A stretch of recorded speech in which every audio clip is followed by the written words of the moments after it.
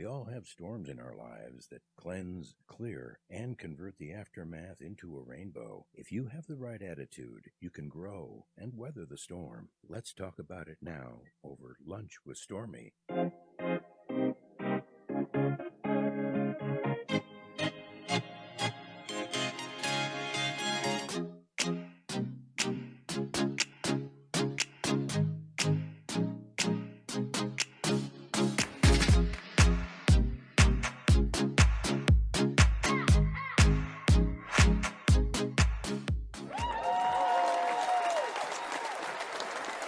Hi, everybody, and welcome to Lunch with Stormy.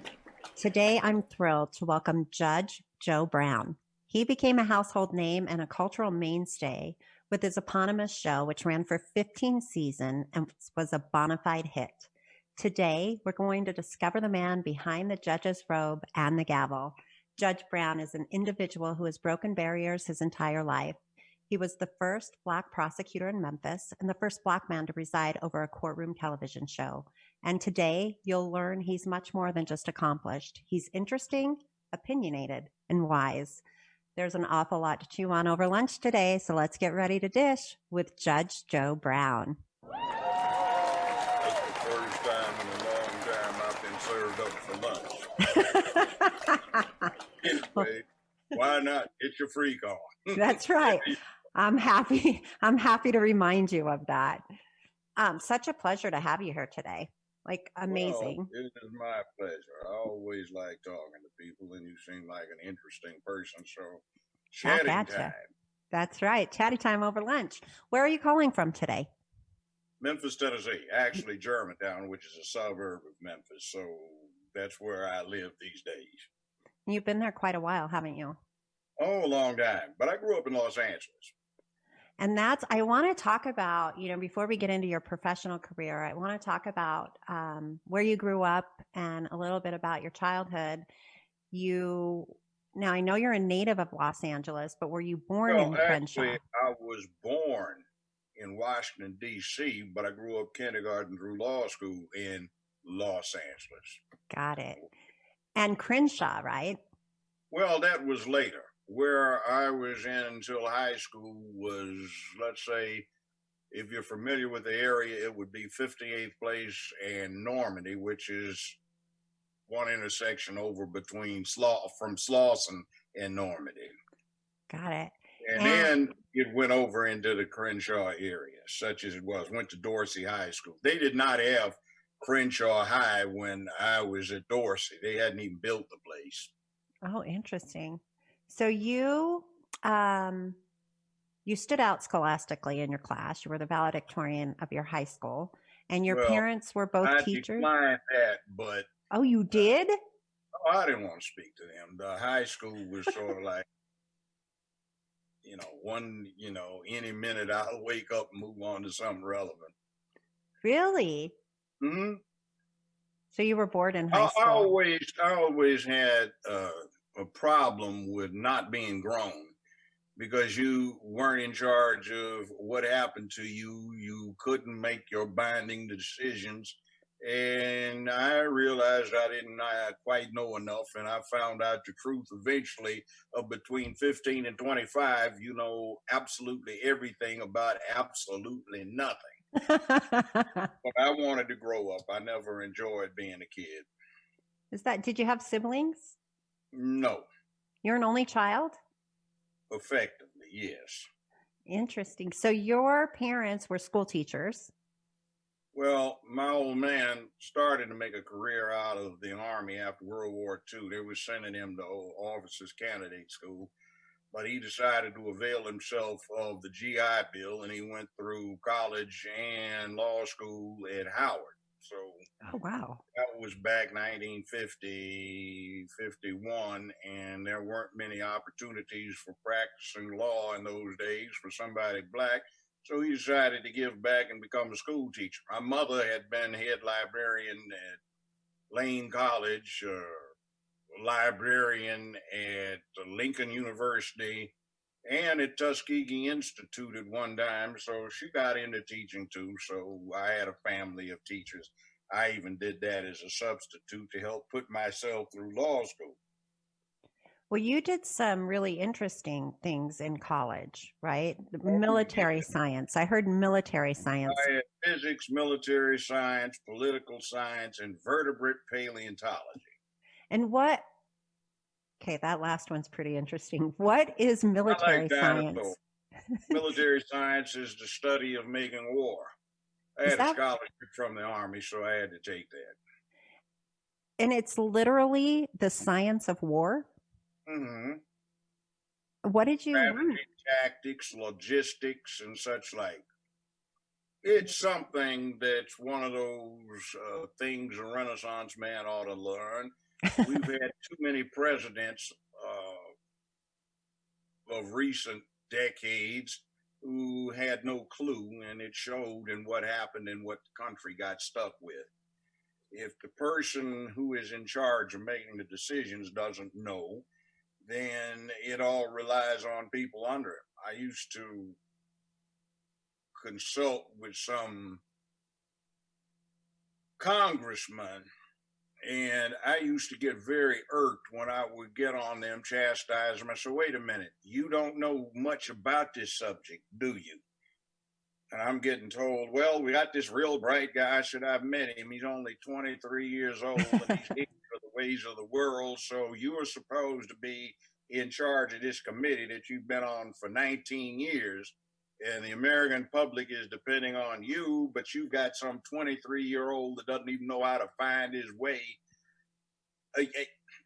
No, you need to do better. Well, you'd think maybe they could give them a little military science class before they step into office, at least. It's an aptitude thing. I'm sure it is. Actually. Well, one thing I did get out of that is we studied, as it applied to generals, the 5 categories of human thinking from type 1 to type 5. Type 1 is it's all black and white, and if we just have the right leader, everything's okay, and they don't question what they get told. Type 2 understands shades of gray. Type 3 starts thinking about, I need a lot of information. Type 4, when it comes to generals, is they require too much and they stall around, wait and wait. If they just get one more patrol to give them some more information, it'll be all right, and they wind up preparing for things that happen before they can make it go on. And the type 5 says, okay, if I were in this guy's place, how would I think? Let's see. So, all right, I'd like to know more about this, but I don't have time because if I wait, it'll be too late. So let's go with what we know and take precautions and contingencies in case it goes wrong. See, there are very few humans that can think like that. A few that do type 4, more that do type 3, a lot that do type 2, and a whole bunch that are at the bottom of the pyramid. They and what type are you? 5, of course. I knew you were going to be a 5. I knew you were going to be a 5. Do you think most judges are a 5? No, most of them are somewhere down around 2, maybe trying to transition into 3. One of the most fundamental bottlenecks in American justice is too many of the judges are political hack appointments, or they are in the profession for one of several bad reasons. One of them is they got run home from school too often when they were kids and they're taking revenge on society. And the other one is that they weren't making much as lawyers, so this is a steady job, and they don't get what's going on because quite often the reason they didn't find law a steady job is they had too many other things that occupied their time, and instead of doing what they ought to have been doing as judges, or doing what they ought to do as judges, they're trying to get home, play golf, or get home for dinner, and that doesn't work out. Yeah. Do you understand what you're dealing with? And see, it's like, are you being the zookeeper, keeping the zoo in order? Or are you thinking of yourself as a chieftain, a village chieftain, who in order to do his job as a chieftain has to maintain public peace, dignity, and order and resolve disputes?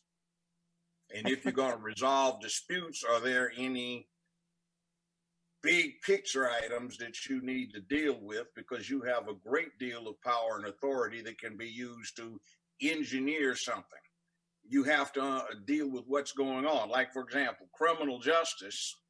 Everybody would always say, Judge, what's wrong with criminal justice? Well, there's nothing wrong with the system. It works very well. It's just not doing what you think it's supposed to do. It's doing what it is morphed into doing, which is not so much controlling criminal activity as it is controlling surplus labor. See, the United States is getting worse into this hole, deep rabbit hole, and that's because of increasing industrial technology and computerization. Most blue-collar workers are essentially obsolete. And unlike every other industrialized country, we have no governmental program to deal with that obsolescence. So that makes most people's labor surplus to market requirements. And labor is a commodity like wheat, corn, cotton, beef, pork, poultry. And when you get a glut in a commodity, there are three things you do. You store the surplus, but we store it in a jail cell instead of a grain silo. There's the subsidy, but instead of paying the farmer to let so many acres of soybeans lie fallow and not grow them, we've got public assistance, and then the cutting back of production, which the farmer does by simply not cultivating the land to produce that crop. We do by what the media and general society do when the kids drop out, bang out, drug out, are insufficiently prepared academically or vocationally to do anything, get the wrong worldviews, lose or never develop the work ethic, sense of responsibility, accountability, feel entitled. They do stupid stuff that makes their communities chaotic, so they cannot engage in cohesive political activity. The community that they live in is not a rational, logical, or analytical community.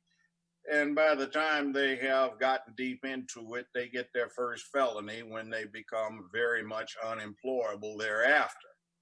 There is a balance there.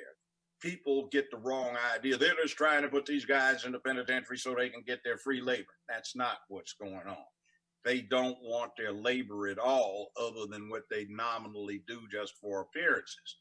See, they do not want to reform anybody while they're in the penitentiary, because if they do that, they just come out and they reglut the labor market. And when you get a labor market reglutted, you get development of Timothy McVeigh types who take 200 pounds of ammonium nitrate fertilizer, the most common in America, and they can make a very excellent bomb if they know what they're doing. And as a matter of fact, ammonium nitrate is the primary ingredient in 155 millimeter howitzer shells. So you can blow up a courthouse and take out 250 people at a time, but ammonium nitrate is not regulated. So anything you need to make a bomb with that stuff, you can buy at Walgreens. So we have this. That is a really interesting deconstruction of criminal justice. Yeah, well, that's what you get. And see, what happens is all of the people that think are trying to escape jury duty. They don't want to do that. They don't know who the judges are. They know the mayoral candidates, the congressmen, city council, county commissioners, and those people do absolutely nothing that impacts most people like the judges and the DAs do.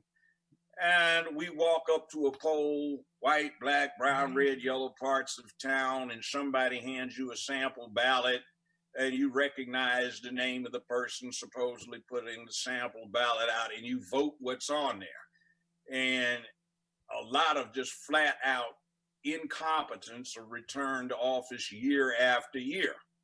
In Memphis, we have a number of criminal court judges who are sitting on a bench that never set foot in the criminal courthouse until they got sworn in. We've got some federal judges around here. We have one federal judge now who is on the Court of Appeals, and that woman put her husband through law school, had several children, and then when he got out and got his law license, she decided to go to law school. She got out, she graduated, took the bar, she passed the bar, got sworn in as a state trial lawyer, circuit court judge with unlimited jurisdiction 3 days after she got sworn into the bar, and Reagan made her a federal judge less than a year and a half out of law school. And it was just the worst miss you've ever seen, where the person that was least versed in the law and the practice thereof, who had the least understanding of common humanity, was the person sitting on the bench. And there are too many of those. It doesn't make any sense. I get really worked up these days when I'm talking to students. Judge, how do you become a lawyer? I said, well, lawyer, I'll tell them how to. Well, I really want to be a judge. I said, you're only 16. How do you know that? Right. Well, I said, see, you know nothing about humanity and what that means. You haven't paid any bills. You don't have any children. You are scrimping to get together and pay for, and have gone through days where you can't take off work and you feel sick as the devil. And, oh, where is it going to come from tomorrow? How am I going to get this together? So you don't know any of these things, and that means you have no business being a judge. But we have too many who have no real experience in doing what they're doing. The courtroom genre is typical of that. And when I got in it, let's say I'd been practicing law, been on the bench, 30, 35 years, all right? Yeah. But we had a number of popular judges who, one, had never been judges. They just auditioned for the part. They'd been lawyers, or DA, or dealing with civil law, and they'd been out of law school 4 or 5 years. And when you get them sitting up there on television as exemplars, they're actually teaching the public the wrong thing about what's going on. Right. And some of the more popular ones, they were dealing with types of courts where they never tried a case in their legal careers in front of a jury. They'd never argued anything much beyond a motion, and not a very complicated one at that. They'd never handled appeals, and they had never had any extensive experience with what I call people law. That is where you're dealing with ordinary people sitting on the other side of your desk.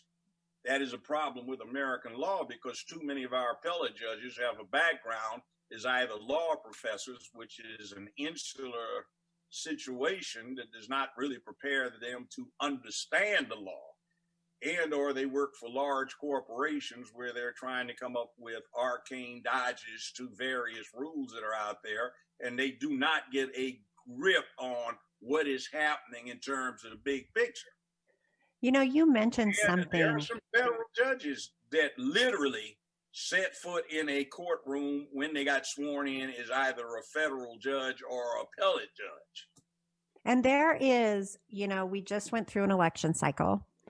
I happen to be one that looks up every single judge, and there's a report that you can find on the judges that are on your ballots is about how people in the courtroom view them, or people. I'm sure you're more familiar with it than I am. I happen to look it up every time there's an election field or an election time. But I think it's important. There are two sources people you know. Need to go to. There is the general bar report, but that tends to deal with the impression of lawyers who are just out to make a buck, who have turned a profession into a business. You also have those who do what is necessary to ensure justice and equity. And in that case, instead of going to a general bar report, you might go to see what the trial lawyers have to say about the person. I think that's what I saw. Yes. Is he likely to change his mind? Does he have a broad spectrum knowledge of what's going on, or is he just some narrow-minded idiot? And some of the judges, quite frankly, that I know are not intelligent people.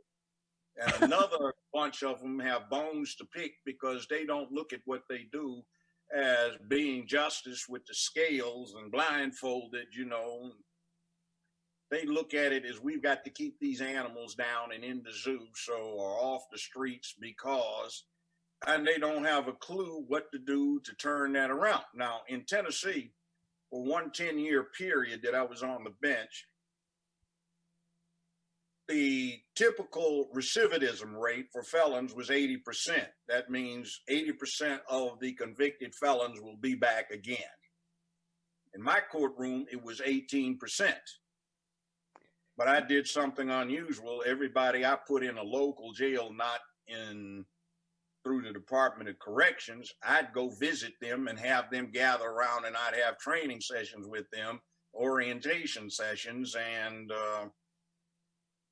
some other things. And some of the things society is doing in the mean with the intention of doing right are not good things. I refer to the phenomenon of emasculation. They keep talking about toxic masculinity, but in essence, what they're really talking about is the absence of masculinity, because masculinity is a set of precepts, of principles that if you put in a boy's head, will make him a man of public peace, dignity, and order, responsibility, accountability, dependability, who will prepare himself. He can be peaceful but brave and courageous when necessary, and they make communities work. But we're trying to destroy that. So we've got people that have been raised in a situation where they feel entitlement, like not what I can get, what opportunity I have, but what is somebody going to give me. Sure. And when you look at stuff that you are owed for doing nothing, it's an easy step to saying I'll steal it from somebody or I will do something that's wrong to get it. So what I would do with these guys, and I know it works because I'm running every time I go someplace in the city. One of them is coming up to me, Judge, you remember me? No, I don't remember you. Well, you gave me some time. Did I give you enough time? Oh, yeah. But see, it was this thing about manhood. What about manhood? Well, you gave me a cause. And once I understood what you were saying, you know, I'm a grandfather now, and all my kids went to college. I've been married to the same woman for 27 years. And, you know, I've been trying to do right because I've got a mission now. And you gave me the mission. See, humans work better when they have a cause. And the easiest cause, the hardest cause, it's both, is to get a man to have the cause of manhood. It means when he looks in a mirror every morning, he says to himself, did you do what you were supposed to do yesterday? Are you going to do it today? Did you slide a little bit? What are you going to do about it? And instead of doing what I hear so often in kids that come out of the trailer parks, the ghettos, the hoods, the barrios, talking about, I'm 23, I'm not going to live to be 24. There's no daylight at the end of my tunnel. They get the attitude of, well, if there's no daylight at the end of my tunnel, then I can be a hero getting those people I'm responsible for through that tunnel, through the smoke and flames that are obscuring the daylight, and kill off the fire-breathing Gila monsters, to impose public peace, dignity, and order where they live. So they don't turn a blind eye when they see something going wrong, where they don't ideate in terms of criminal activity. You see, that's the driving engine behind rap, gangster hip hop, rap video particularly. All over the world, a lot of young males feel a lack of appreciation for the manhood that they want, but they don't get any ideas about how to achieve it. So they take this imagery of what looks to be raw masculinity, but which is not, and they ideate on that and they feel better, but nobody's giving up real manhood these days.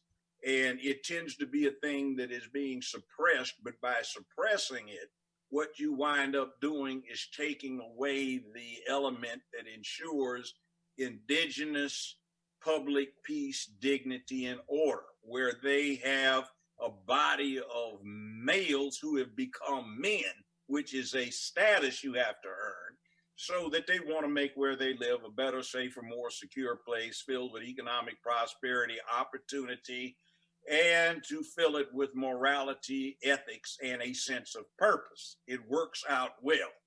Now, I can walk into worse hoods in Memphis after dark by myself, and I get greeted very friendly. Hey, man, oh, man, that's Judge Joe Brown. Oh, man, you the hero. You know, like, you did it, man. that manhood thing. And see, they want to be men, but nobody's showing them how. And Is then that you what take you this stuff. mean?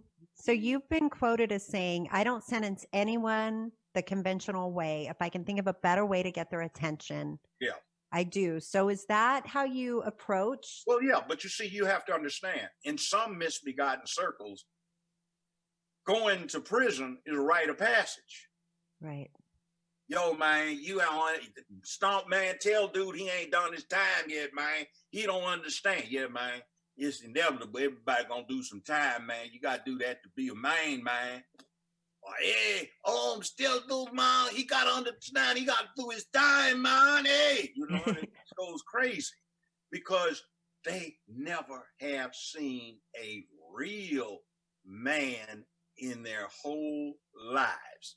They have seen caricatures. They have seen males that know not what manhood is.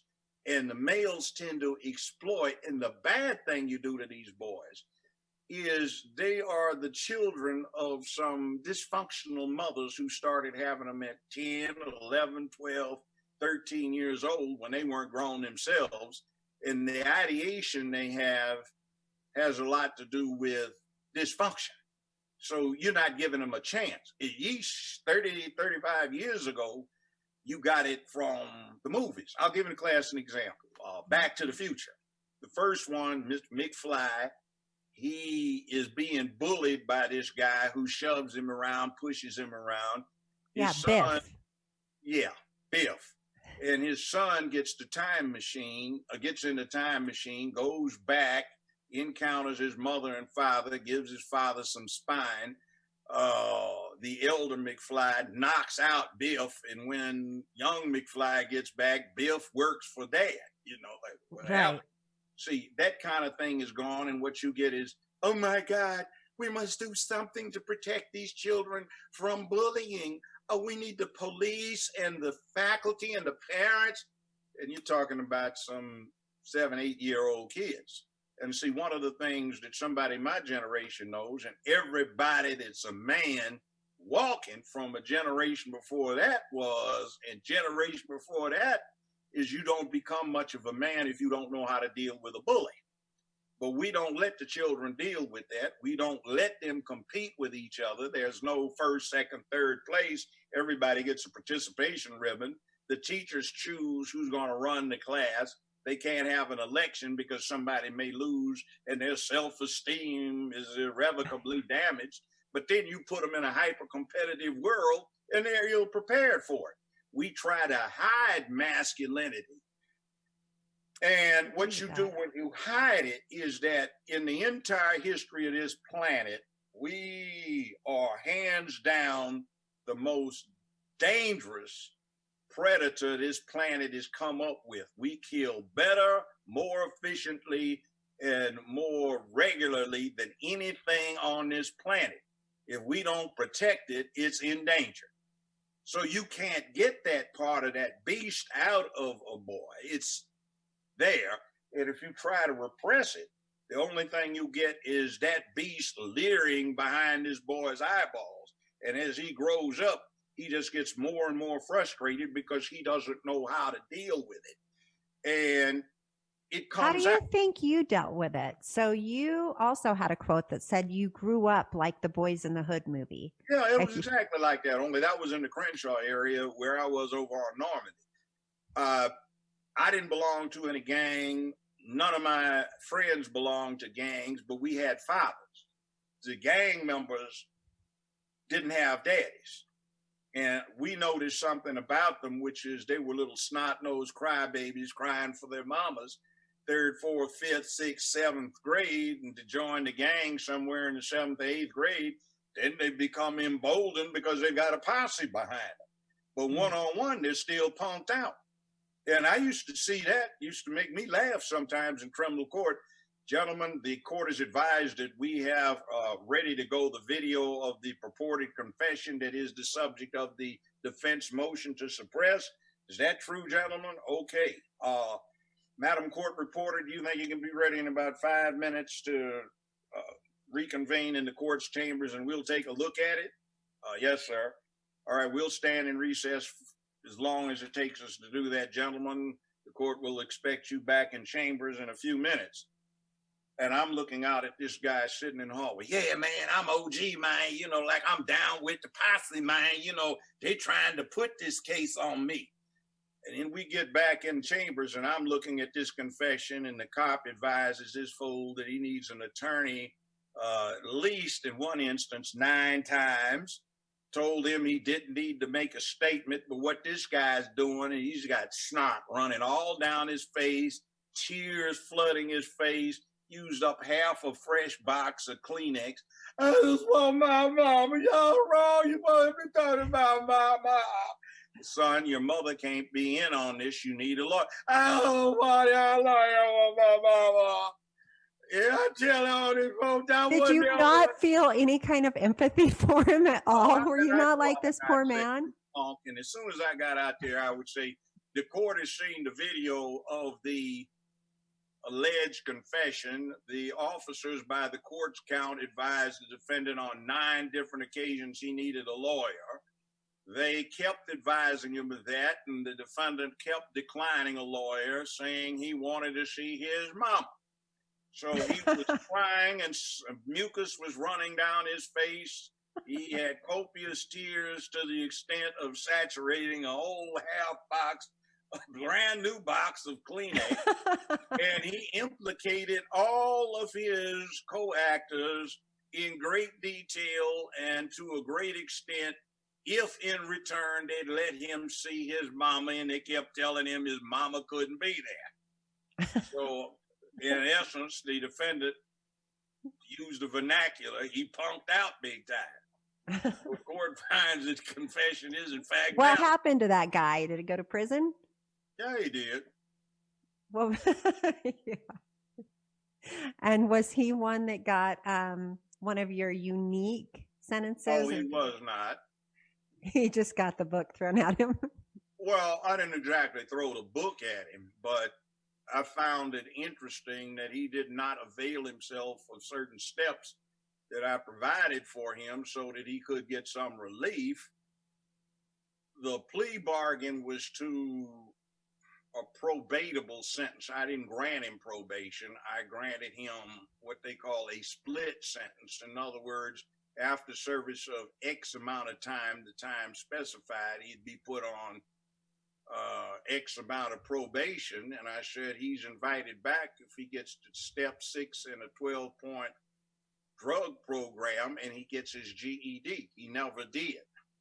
Oh. And he had every ample opportunity. I had recruited several people that came out and taught at the local penal facility to make that happen. And around here in the Shelby County, that's Memphis area, we had multiple juvenile detention facilities. We had a federal maximum security prison. We had a state medium security and maximum security facility. And we had a county jail that had a contract with the state to take those people who might have received as much as 8 years that otherwise would have been in the state penitentiary and subject to the Department of Corrections and Paroles. And I couldn't have done anything with them, but those people that I put in the county jail with up to 8 years, I could.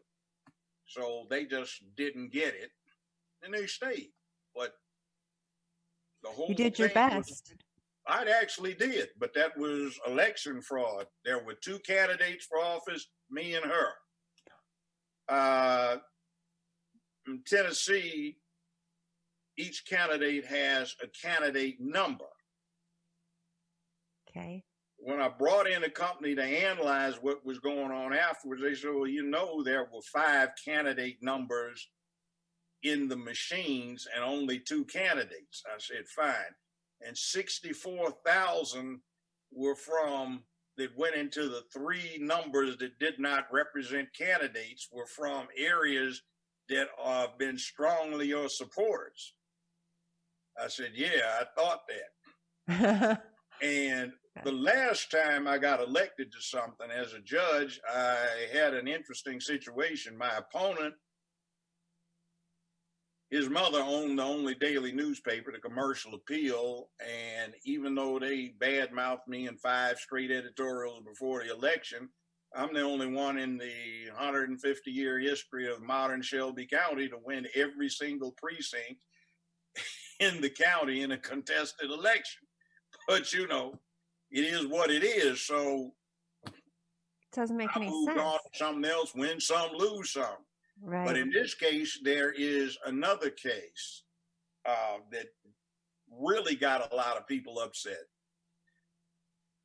No, it's fun and exciting. I told your assistant about when I had the James Earl Ray case. Oh my gosh, let's talk about the James Earl Ray Well, let's case. talk about, since we're talking about this kind of thing, what happened to me. There was the time when some detectives who had been clients of mine called my office in a panic. I took a 5-minute recess. They said somebody was trying to break in my car, and they had it under surveillance. A few minutes later, I get another call. This guy's trying to plant, 2 guys were trying to plant 2 kilos of coke in my car. So they said they were feds, but they were saying that they had the wrong car on this sting operation. And they said, Judge, we know that's crazy because your name's on the parking space, you know, and you got judicial tags on your car. Yeah. No, why would they have done that to you? James Earl Ray, my conclusion was Ray did not kill King. He wasn't even in Memphis on the day in question. Memphis Homicide Bureau was firmly of the opinion he did not kill King. And I wound up finding out what actually happened. I can't tell you the individuals. That will never be known, but let's put it this way. To make a long story short, the FBI supplied the weapons. The shot came from the fire station, not the flop house, not the bushes. The reason people think it came from the bushes is because there's an interesting echo on a shot being fired from where it apparently did come from and where the echo would have been cast. Yes. All right. Now, back from that, I'm at home. It's 3:30 something in the morning. I guess that's the hour. That's your time. The witching hour. I had been working on a murder case all day. My computer was not working well. It broke down 3 or 4 times and I had to start all over. So I was at home dead tired, didn't even get a chance to undress. Just had a cup of coffee, fell asleep at the kitchen table. I became aware of some noise. I saw 2 shadows in the front, 3 in the back. They had on dark clothing, bulked up like they had on raid Kevlar vests, but they didn't have any police or law enforcement, anything showing, and black balaclavas with just their eyes out.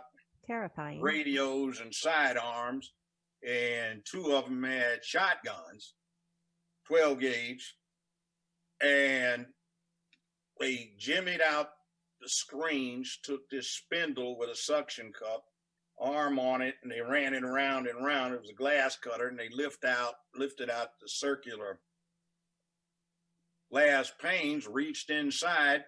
They gave each other a go signal, click, click on the radios, and then a third one, and they both started coming in. So there were 2 in the front, and 1 guy, the second one with a shotgun.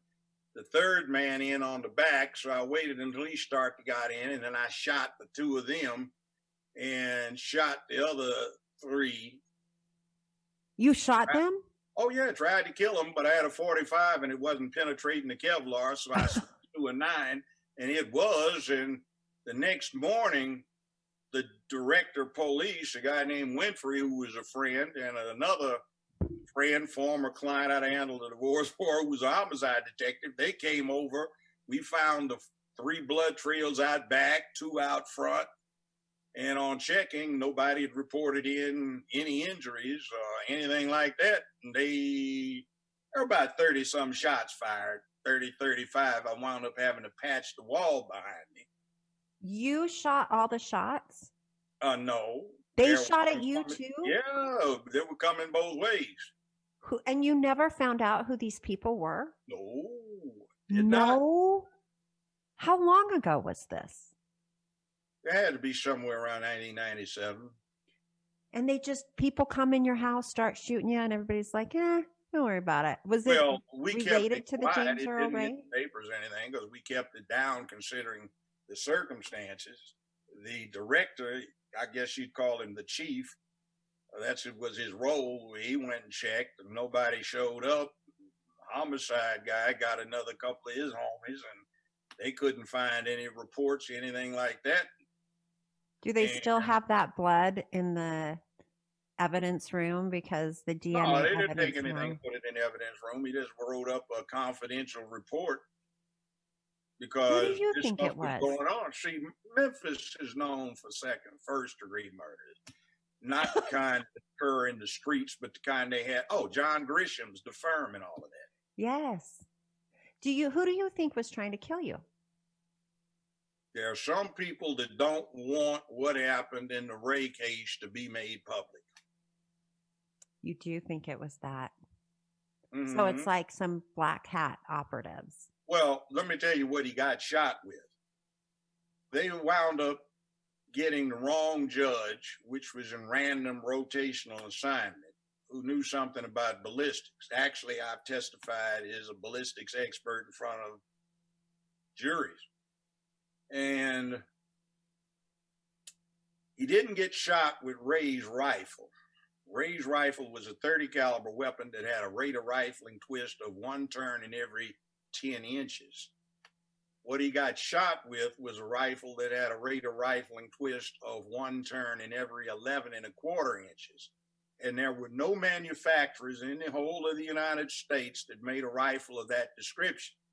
If Ray had had access to a custom gun maker, which he did not, then possibly that could have developed. Or if someone had access to some rifles converted by the Army Marksmanship Unit and the Marine Corps armorer at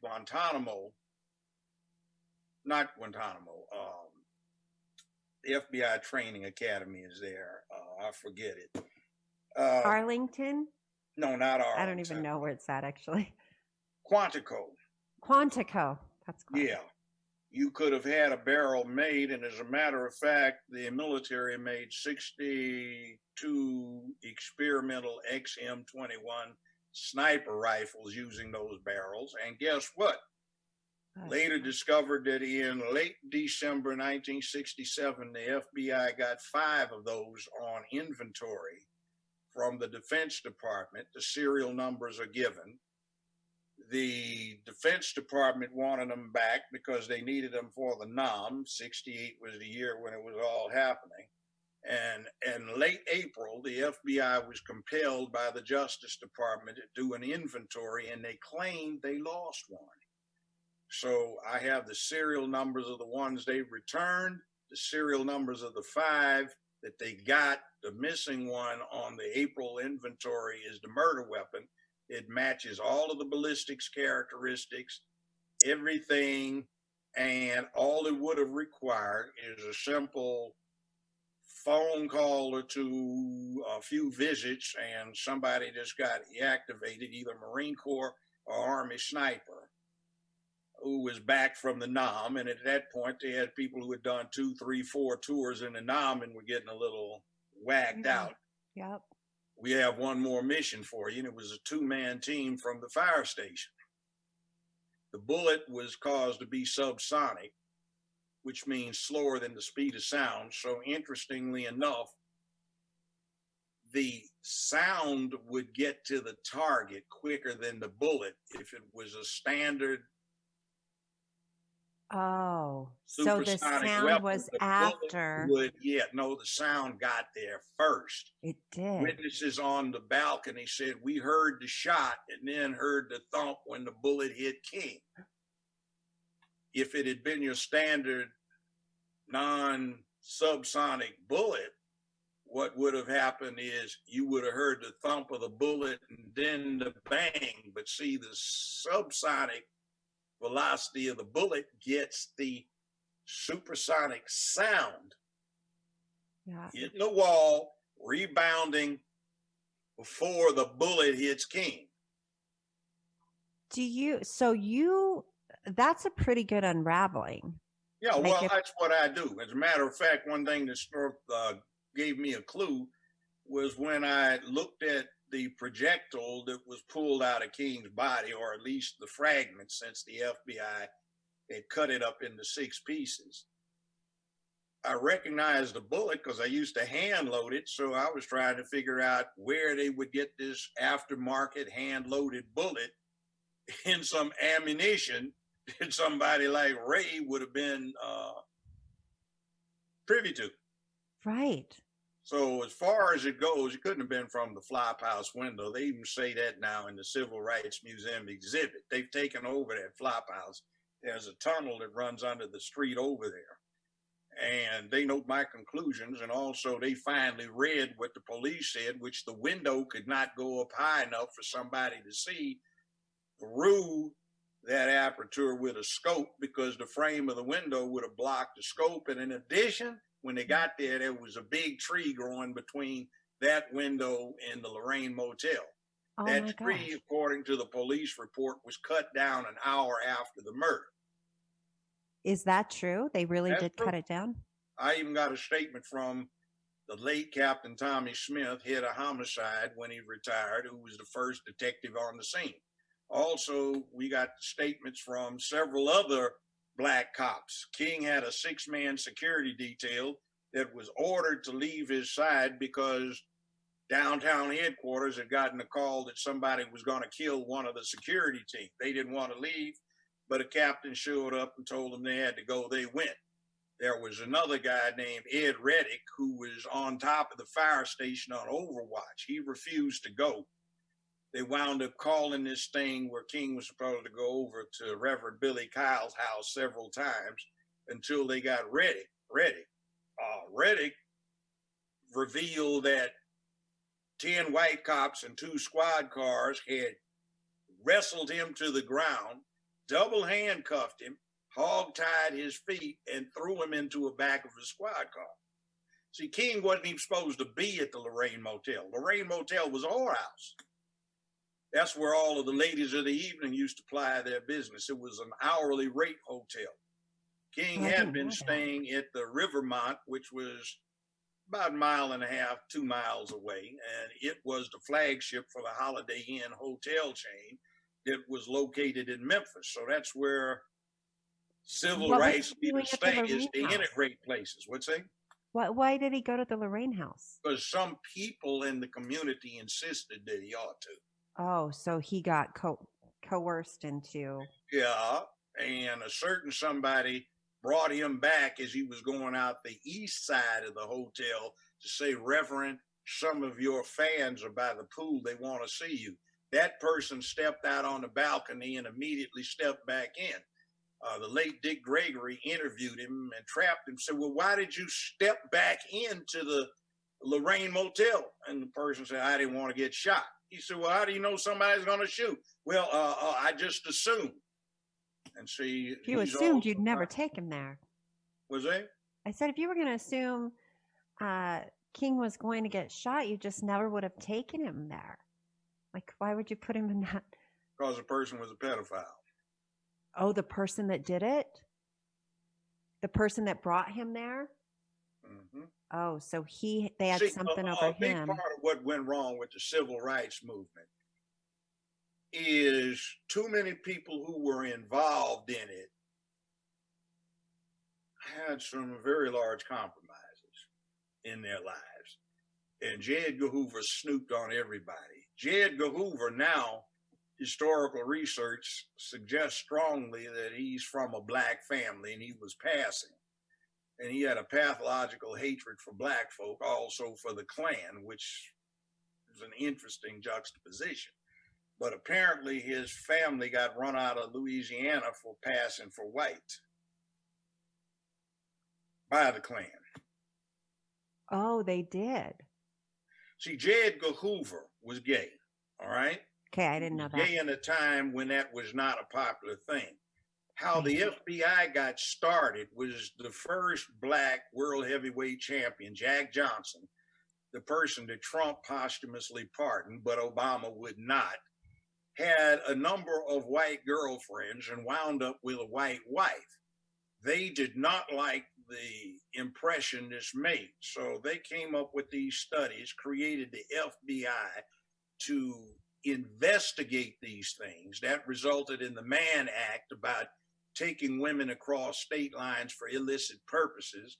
The FBI did the investigation that wound up with Johnson and his wife, legal wife, who was white, having to pass through Georgia on a train to get to a seaport. It was about a 15-minute journey, and as soon as the train stopped, FBI went in there and seized Jack Johnson and put him under arrest for transporting women for illicit purposes across state lines. In those days, Georgia did not allow or recognize black-white marriages, so according to Georgia law, that was illicit.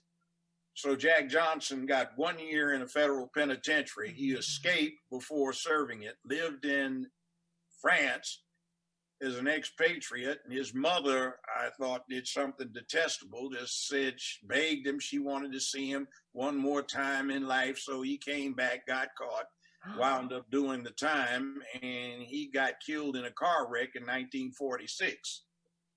And the time was he had to do time because he brought his white wife across the border. Oh my God, that's horrific. That is. So that it wasn't that long ago. I mean, and that's how the FBI came into existence. See, it wasn't about fighting crime. It was to catch this black man taking his white wife across state lines. Oh, now, you mean about him specifically? They came into existence? Yes, specifically. Oh. That's how the FBI came into existence, was to find evidence to put this black man in jail. He was world heavyweight champion, beat everybody. And then he grabbed a white wife. Married a white wife, and there you go. So the FBI during World War I contrived to start investigating potential German saboteurs. And then after World War I, when the Prohibition Amendment went into effect, they got the jurisdiction to review the books and records of the legal manufacture of alcohol in America. That's why to be an FBI agent until fairly recently, you had to be either a certified CPA, certified public accountant, or an attorney specializing in taxation, because that's all they did. They did not carry weapons. And all of those people that got Pretty Boy Floyd, Machine Gun Kelly, and all that bunch were special agents who were hired in from being homicide detectives in police departments. That's fascinating. And then you got the other thing too, Melvin Purvis, who became known as the G-Man, Elliot Ness, these special agents all supposedly killed themselves in suicides within a 9-month period. All of the guys that had done all the shooting and all of the famous FBI escapades. It's just strange that all of them. It is like a whole conspiracy theory. Yeah, but probably not so much conspiracy if you get J. Edgar Hoover. He was paranoid. His gay lover was Colson. Colson freely admitted to it. Hoover used to brag that he'd never been on a date in his whole life. And Clint Eastwood in that movie, J. Edgar, gets into that in some depth. Now, this is right to do it, but that's what it was. And he had a big dossier on all of the people that were effectively leadership in America, from the Kennedys to everybody else, except with some interesting discrepancies. The mob had a dossier on him because he was a compulsive gambler, and they knew him to be a homosexual, and they took many videos, well, not videos, film clips of him. And when he gambled in a mob establishment, if he lost, he didn't have to pay up. If he won, he got to keep his winnings. That's why for so many years, the mob was said not to exist by J. Edgar Hoover. Because the mob also basically ran a lot of the movie studios like Paramount. And when they left, they didn't leave rules. They left because of that red thing when Congress started bringing in all of those people in Hollywood in the late 50s to see if they had communist leanings. Right. I They was just just make, watching something on Reagan last night that they were outlining, just starting to get yeah. into that. And So his, I mean, it's all caught up in a big mess that you have to get into to believe. So you talk to some of these FBI agents, and one of the cases I had to mind was some guy who wound up senior agent in one of the field divisions, and he resigned out of disgust. So they arrested this woman for harboring a fugitive. I represented the woman. This is back in 1979, 78. And what happened was her husband of almost 30 years was the key witness for the FBI in a bank robbery. Well, a brand new clerk got the information wrong, and instead of issuing a subpoena for the guy to testify as their chief witness in a bank robbery trial, she issued a warrant for him as though he were the fugitive. So he didn't know anything about it. They went and raided this woman who had moved into her parents' home, temporarily separated from him because both of her parents had cancer and they died within 4 days of each other. Oh. She was taking care of them. The FBI raided her parents' place 11 times in 4 months. So I asked them specifically, I said, isn't it a fact that you and those last 3 agents that walked out of here yanked a 25-foot extension cord out of this woman's wall and tied her to a chair and kicked her over and knocked her unconscious when her head hit the floor? That's a lie. So I brought in the retired chief head and he said, yeah, that's one of the reasons I quit. They tied that woman up. They smacked her across her face, smacked her 4 times. I intervened, told them to stop. Next thing I knew, they had kicked the chair over twice. She hit her head and went unconscious. We had to call paramedics to get her revived because she wasn't young. So fortunately, I tricked this federal judge into giving the charge I wanted. We were in the 6th Circuit, and the charge I wanted was a 6th Circuit charge. But I knew him, and if I had asked him, he would have refused to have given that charge. So I cited a 5th Circuit case relative to the issue he told everybody to brief over lunch. So the 6th Circuit case had a charge that says you cannot convict an individual of harboring a fugitive if the fugitive is not attempting to secrete or hide himself. So I brought in 3 U.S. Marshals who went to this guy's gas station, all while this fugitive warrant was out against him in error. His name's on the gas station, and one of the marshals even had a son in his little league team that had his name front and back. And she talked to him all during this period. And I asked her to bring a copy of the original warrant to court. She did. So the thing of it is in the federal law,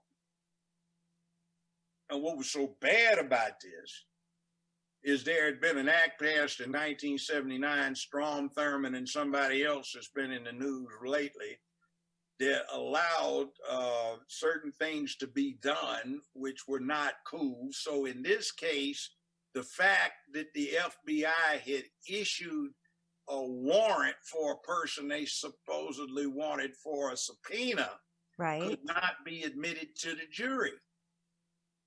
So the judge got all peeved when I walked this woman, and I got a lot of cases after that.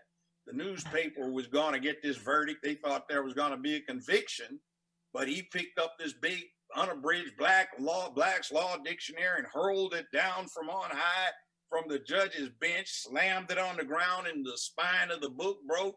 And he said, it's a disgrace and a shame, you ladies and gentlemen of the jury, let that man over there who's smirking walk this woman. She is as guilty as anybody I've ever seen. But anyway, all I did was I made sure that I had some people, white and black, who were from Mississippi and were over 45 or 50. And I just said, what do you expect this woman to do? This is unnatural. She's been married to this man for 30 years. Right. Some of you have indicated where you came from in Mississippi. This is Sheriff Bubba just talked about, I want to speak with Uncle John here. We just want to talk with him. Oh, Mayor, now you gonna tell us where we can find John? Sure enough now. Hell, what do you want anybody to do? To act like they're an unnatural, unhuman freak? Right. So they walked the woman, so. Your stories are so, well, one, they're entertaining. And then there's a piece of it that's just like, oh my gosh, and they're true. Oh, yeah. And then another one. Brownsville. Yeah. I had a young lady whose family asked me to represent her interests. She was 16. From her grandfather, she had inherited 80,000 acres of farmland. These corporate guys came in and wanted to farm it, so they offered her $30,000 up front to rent the property and 20% of the crop value.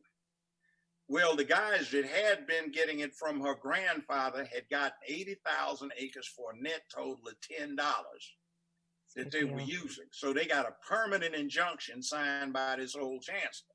Well, I knew that was wrong, so I just drafted up and had my secretary type up dismissal of the dissolution of the injunction. And I go in, and it got funny. The judge goes, God damn it, Tommy, you mean me? Yeah, who the fool signed this here permanent ex parte injunction? You can't do that. So, due respect, Your Honor, you. Me? Let me see that data. Damn, Tommy, that's your fault. You snuck this under my nose. Well, Your Honor, it's just we got to do things right. I don't care. This is wrong. So, with Your Honor, we've taken the liberty of providing for the court's inspection disillusionment of this injunction. Pass that up, Lawyer Brown. So I pass it. See, it's been good. Your Honor, we object. This is a presumption by counsel that he knew what the court was going to rule. Well, tell me how the hell the court going to rule any other damn way. So he signed it. So I got attested copies, and I put them in plastic binders, clear plastic. And all I put in this one briefcase was these 5 items. Well, one of them, and I kept the other 4 in another. Right. So we go out there, and these idiots have moved boulders and trees all over the roadway to block egress to this landlocked property. So when we get there, they show up. The farmers that are corporate farmers that are renting it from this young lady, as per the new agreement, show up. And I got a pistol in each hand, don't nobody move, and everybody's got shotguns and rifles. The sheriff comes up. Jesus Christ, boys, what the hell is going on up in here? Y'all lower them muzzles. Jesus Christ, lower them muzzles. Before we get a bloodbath, what's going on? I said, Sheriff, in that briefcase on the hood of the pickup, you will find an order signed by Chancellor so-and-so and so, and these individuals are trespassing upon my client's private property. That's right, Billy. You sure enough trespassing. I'm going to have to run you all in. Now get on off these people's property. But Sheriff, the hell no, get on off this property. See, it used to be real exciting practicing law. Oh my God. I got another thing out of that one. Yeah. I said, you're Chancellor so-and-so. Were you the mayor of this town back in 1936, 37? He said, yes, sir, I was. I said, well, my mother was the first professional hired by Works Progress Administration. She was trying to get an office in City Hall, and you told her you weren't going to let any Negro woman have an office in City Hall. You set up one for her out there in the barn. Jesus Christ, I'd be lying if I didn't say I remember that. That's your mama. I said, it is. He wrote her out a handwritten letter of apology, which I sent her. She was still alive then. It's been 35 years ago. Oh, my God. Anyway, there's all kinds of stuff that goes on. She used to live up in Jackson, Tennessee. But there's all kinds of things that happen around here. Or like this one, back in the 70s. Yeah. I go to talk to this old guy. His name is Mr. Jeffries. Mr. Jeffries is black. Mr. Jeffries is chauffeur for Mr. Bob. Mr. Bob runs that town. Nobody gets a job without his permission. He buys the squad cars for the police and the sheriff. So the black man was his number one buddy. They had grown up together and they were old men. So when I go down there trying to locate him, I walk in on this conversation. This new cop had been hired out of Alabama, and he was upset that this black man was putting on all these airs. So the chief of police was saying, that there, Mr. Tompkins, boy, you treat him like he a white man, because he and Mr. Bob is like that there. You mess with Mr. Tompkins, you messing with Mr. Bob, you mess with Mr. Bob, we gonna write up an unknown, unsolved mystery when we find your dead body in a ditch. You understand me, boy? You don't mess with that nigga. That's you. If you see him talk to a white woman, you don't mess with him, because he pulling them white women for Mr. Bob. You know who Mr. Bob is? He paid for that uniform, that gun you got on, and all them there squad cars out there in the parking lot. Right. Now, you do not mess with Mr. Bob, and you do not mess with Mr. Tompkins. And you call him Mr. Tompkins, God damn it. You hear what I'm saying to you, boy? Right. I don't care whether you think it's unnatural or not. That's how you gonna be talking to Mr. Tompkins. Ain't none of us here gonna get in the way of you being dead if you don't. Right, now, your unsolved mysteries. Oh, how about this one? I'm the public defender. It's a flu epidemic. All of my employees, too many of them are off sick. We got night court.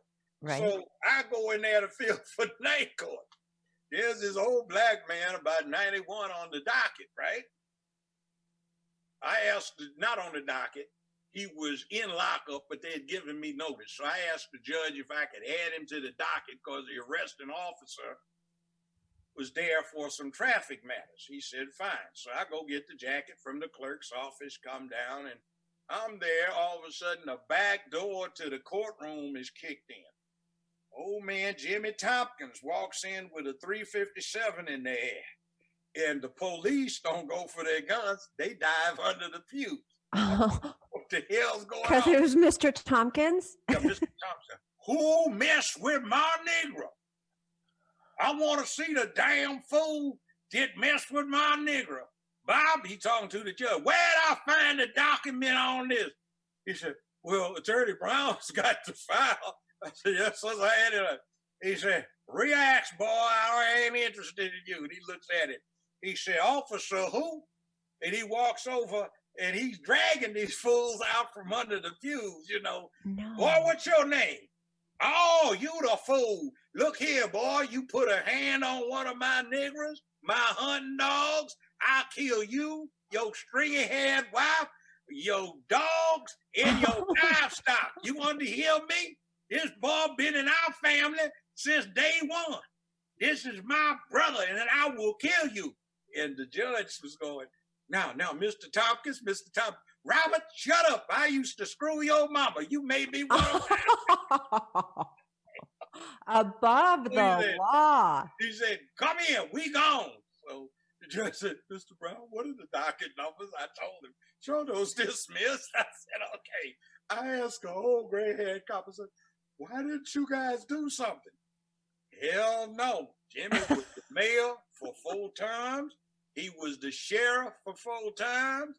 And when I was a rookie, I was a sheriff deputy. And we stopped these good old boys from being drunk in public. Right. And Jimmy Thompson was driving one of them V12 Packards. And he pulled up, he said, I know this here slime right here. This trash. Didn't I tell you, boy, don't never be drunk no more? And you, I don't know you. You take care of your family? Yes, sir. Yes, sir. Said, boy, you gonna work? Gonna work hard. I swear to God, I was gonna work hard. Yes, sir, I'm gonna work hard. He said, you get the hell on up out of here.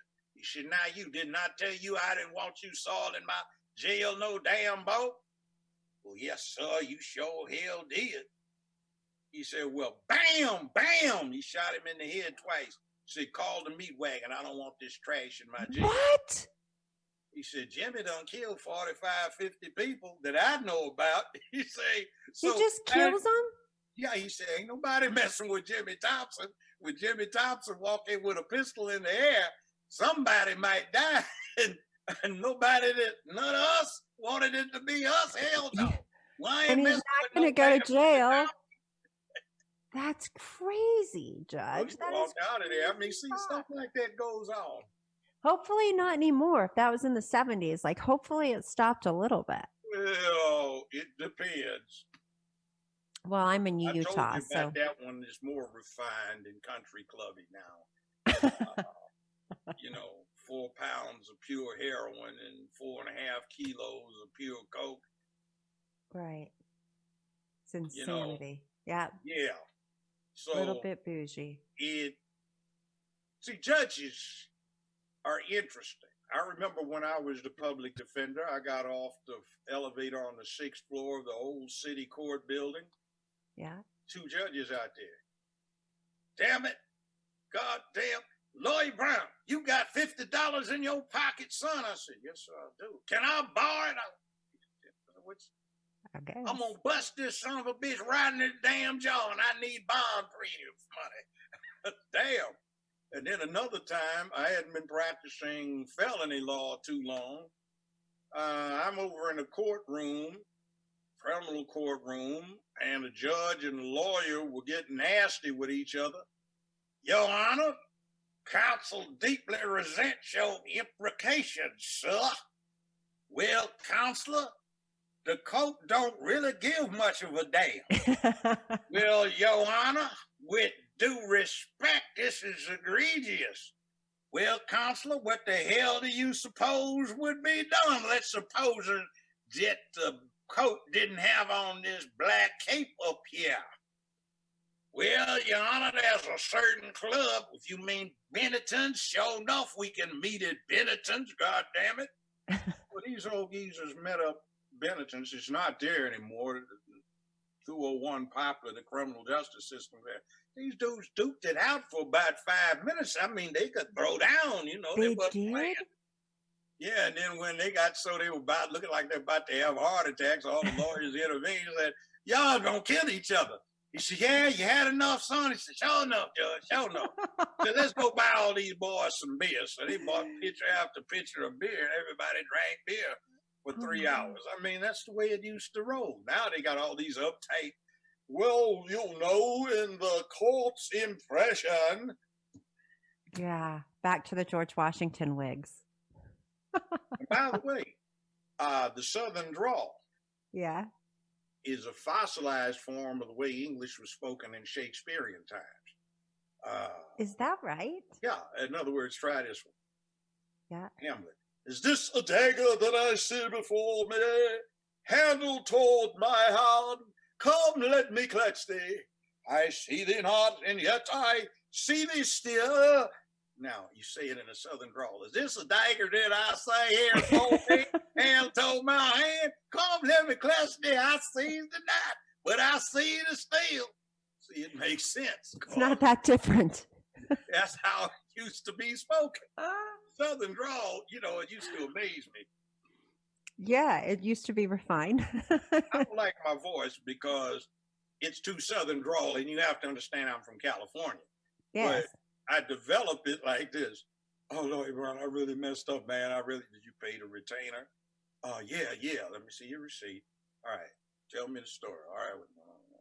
Tell you what, you go wait out in the office for just a few minutes. I'll see if I can get with this. Mr. Williams, this here lawyer Brown, we got this boy sitting up in my office here. He come from a good family, the kind where everybody in the family been in the family since before the Great Northern Invasion. Before families? Yeah. That's right. Before the Great Northern Invasion. Yes, sir, Lawyer Brown. Sound like a good Southern gentleman I'm talking to. Yes, sir. Thank you for that compliment. Likewise, sir. Blah, blah. Well, Lawyer Brown, if I'd known this boy been from a good family, never would have made all this fuss. Tell you what you do. You send me a letter in this afternoon mail memorializing this here conversation, and I'll make sure it go the way. You play golf, sir? Yes, sir, I sure do. Well, we need to do 8, 9 holes on the back 9. We need to know each other. You hear me? Yes, sir, I do. And I had that letter for you right this evening. All right, come back It's your here. foot in the door, right? It was your foot Yeah. in the door. Come back here. I took care of it. You what? That's I right. said I made it go away. Now, just Don't you ask gotta questions. get billed, for a little bit more to bring it up to $250. That's about all this is worth. Untraditional ways. Well, it's you're fascinating, and I'm hoping that you'll come back on.